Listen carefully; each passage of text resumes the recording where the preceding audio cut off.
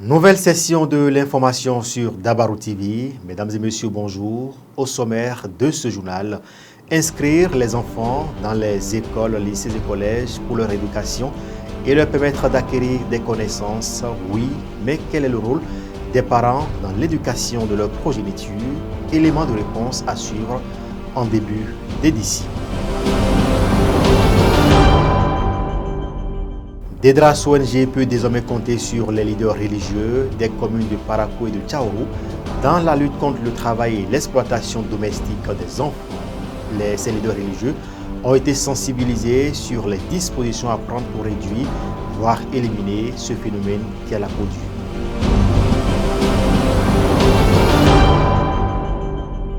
Et puis on parlera sport dans cette édition avec le tour préliminaire de la Coupe du Monde 2026. Les Guépards du Bénin affrontent les Bafana Bafana de l'Afrique du Sud dans quelques jours. Vous suivrez dans cette édition l'attente des amoureux du cuir.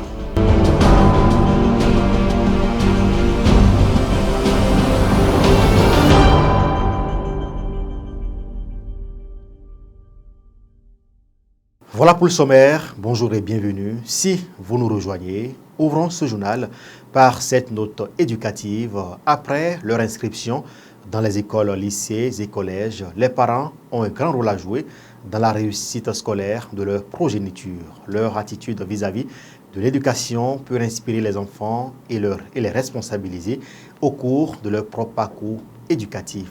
Romaric Fadiegbe, Gloria Chabi et Sadek Yaro nous en disent plus à travers cet élément. L'attitude des parents est fondamentale dans la réussite scolaire des enfants. Leur rôle n'est pas seulement de faire les devoirs et de les corriger, mais aussi de créer un climat propice pour que l'enfant puisse travailler à l'école. Dès lors, un suivi rigoureux s'impose. Il faut que le parent s'assure que l'enfant est en bonne santé pour qu'il puisse quand même venir régulièrement à l'école. Là aussi, il faut surveiller. Les enfants peuvent quitter la maison, bifurquer et aller quelque part. À midi, ils rentrent pour dire qu'ils sont venus à l'école. Il faut que le parent surveille effectivement que l'enfant est à l'école, s'assure que l'enfant vient régulièrement à l'école, que le parent amène l'enfant à prendre ses leçons et faire ses exercices pour qu'il puisse quand même suivre régulièrement. Conscients de la responsabilité qui les incombe dans la réussite de leurs enfants, certains parents font de leur mieux pour accompagner leur progéniture.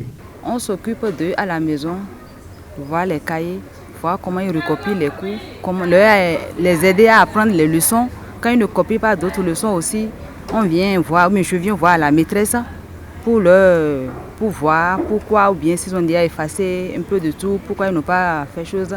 Et quand j'ai des questions à poser à propos des enfants, je me dirige vers la maîtresse ou le maître pour demander. Pour d'autres, la volonté d'accompagner les enfants dans leur réussite scolaire y est, mais sont confrontés à certaines difficultés. Je les amène à l'école, j'essaie de payer leurs contributions. Bon, les difficultés que je rencontre, c'est souvent les manques de moyens, vous le savez aussi. Parce que quand on n'a pas les moyens là, c'est un peu difficile à l'homme de vite évoluer. Les enseignants jouent déjà un grand rôle dans l'encadrement de ces enfants. Les parents doivent également jouer leur partition. D'où cette invite. Notre souhait est que régulièrement que les parents viennent nous voir pour voir le niveau d'évolution de leur enfant. Est-ce que l'enfant suit? Est-ce qu'il ne suit pas? Qu'est-ce qu'il faut faire pour que l'enfant puisse suivre? Là, ce serait bon. Il y a des parents qui, jusqu'à présent, n'ont pas acheté les fournitures scolaires pour les enfants. Ils ont envoyé les enfants, mais le matériel pour que l'enfant puisse quand même travailler n'est pas là. Vous voyez, comme cela, l'objectif pour lequel tu as envoyé cet enfant-là à l'école ne sera pas atteint. Même si le rôle d'un parent dans l'éducation de ses enfants évolue au fur et à mesure que les enfants grandissent, il est important de se rappeler que les parents restent des modèles. Leur attitude vis-à-vis de l'éducation peut à la fois inspirer les enfants et les responsabiliser au cours de leur cursus scolaire. Autre volet de l'actualité dans cette édition, le projet Briser les chaînes du travail et de l'exploitation domestique des enfants au Bénin et au Burkina Faso, mise en œuvre par Dedras ONG avec l'appui financier de la Fondation AFAS et World Dad, suit son cours normal. Pour véritablement atteindre les objectifs escomptés, les responsables de cette organisation ont convié les leaders religieux des communes de Parakou et de Tchaourou à une séance de sensibilisation. À l'issue de cette rencontre, des engagements ont été pris. On fait le point avec nos reporters.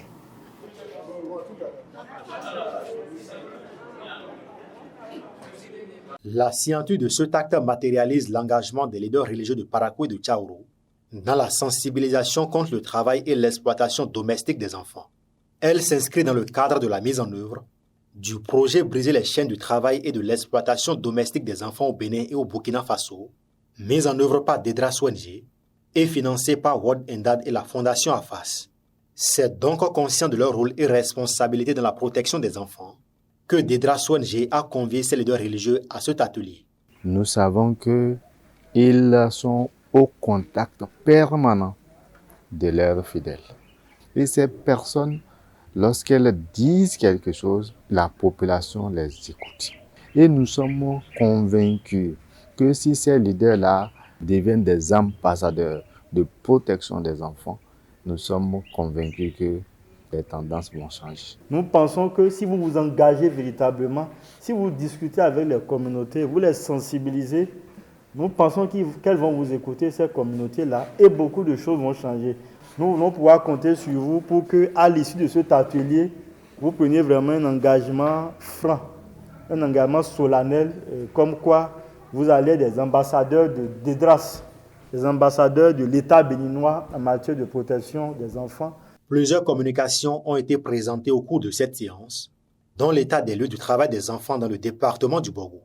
Des échanges ont également tourné autour du recrutement des familles d'accueil, des enfants victimes d'exploitation domestique.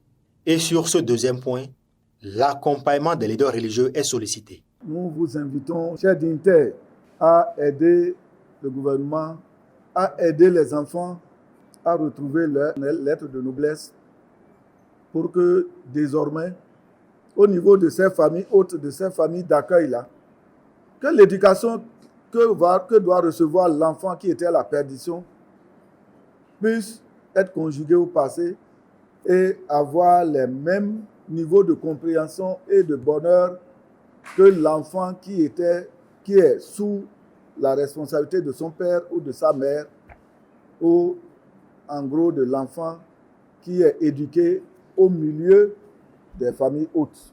Le message délivré par Dedras ONG est clair et des leaders religieux marquent déjà leur disponibilité. C'est un de plus pour nous. On était déjà dans le domaine, on sensibilisait déjà nos fidèles, mais ce matin nous avons reçu encore plus. Et nous prenons l'engagement vraiment, après notre départ d'ici, de travailler par rapport à cela. Nous allons sensibiliser nos fidèles et au niveau de nos églises locales afin que quelque chose soit fait rapidement par rapport à cela. Nous allons commencer par sensibiliser nos femmes surtout, parce qu'elles ont un rôle très important en ce qui concerne l'encadrement des enfants. Sensibiliser les jeunes aussi, qui sont les relais de ces femmes de demain, pour mieux comprendre la gestion d'encadrement des enfants. Il faut souligner que ce projet quinquennal de Dedras ONG ambitionne le rétablissement de 5000 victimes d'exploitation, le changement de système dans la chaîne de protection des enfants et surtout susciter un mouvement d'ensemble pour offrir aux enfants la chance de bâtir une vie digne. Ce sont des images de Gloria Chabi. On parle sport dans cette édition. Les Guépards du Bénin entament leur campagne pour la qualification de la 26e édition de la Coupe du Monde 2026. Il y a quelques jours du premier match des qualifications face au Bafana Bafana de l'Afrique du Sud. Nous avons tendu notre micro à quelques citoyens paraquois afin de recueillir leur attente, j'y arrive, pour ce match. Suivez plutôt leur avis. L'entraîneur, l'autre, il est confiant. Il est confiant avec quoi? Avec peut-être ces 5 locaux qu'il a appelés. Donc avec ça, il va baser sur les 5 locaux qu'il a appelés, je pense bien que ça va bien marcher pour lui. Et mis à part ça, on n'a pas la même souci.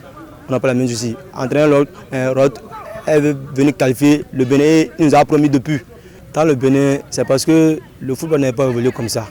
Donc maintenant, si on va voir le format du championnat béninois, même si l'entraîneur dit de faire avec les locaux seulement, ça ne peut pas aller.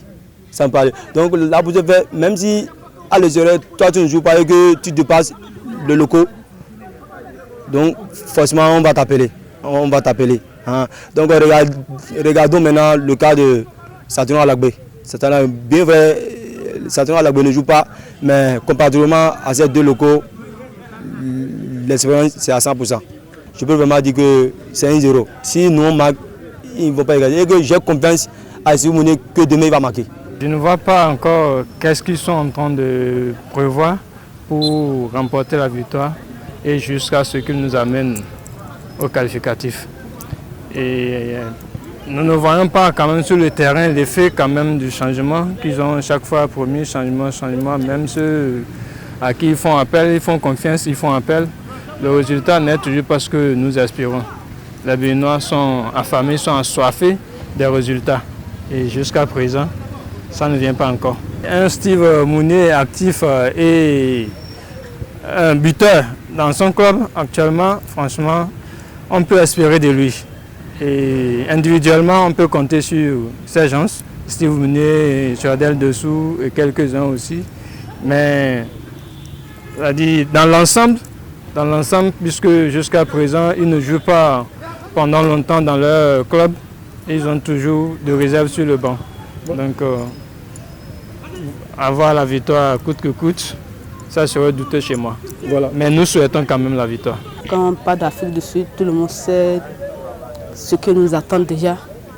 Mais par la grâce de Dieu, moralement, avec l'effectif, avec la convocation que le coach a donnée, il a confiance en ses joueurs et les joueurs aussi ont confiance en eux-mêmes.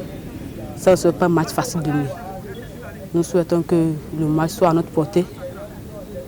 Peu importe la situation, peu importe ce qui va venir, on va juste les demander de rester serein, d'aller juste au bout, peu importe ce qui va se passer sur le terrain, que la victoire soit de leur côté. En tant que jeune encadreur de football, je dirais qu'il fait avec ce qu'il a. Des binationaux, oui. C'est des gens qui s'entraînent dans de bonnes conditions là-bas, des gens qui remplissent des conditions du football en travaillant aux entraînements comme les peu de temps de match qu'ils ont. Chez nous ici, nous travaillons dans quelles conditions? Et s'il a fait le choix de miser sur les binationaux qui n'ont pas de temps de jeu, bon, nous ferons que prendre ça comme ça. On sera en faveur de mon pays. Hein. Déjà, je vois que nous serons le vainqueur de ce match. Avec ce que nos dirigeants ou bien le staff est en train de mettre en place. On a constaté un changement. J'ai constaté aussi que les joueurs, il y a certains joueurs aussi qui sont revenus de leurs blessures. Et ils n'étaient pas là, mais cette fois-ci, ils les ont convoqués à nouveau. Par exemple, je compte sur les deux latéraux, Sankamao et Moumouni, Rachidi. Et mis à part ça, je compte aussi sur notre attaquant Stade Mounier. Actuellement, si c'est 20-22, je donnerai 20, ça dit comme les Guépards victoire. Si c'est score exact, je donnerai 2-1 en faveur des Guépards. Ce sont des propos recueillis par Emma Noussou et Kurt Zambar. Des nouvelles hors de nos frontières à présent.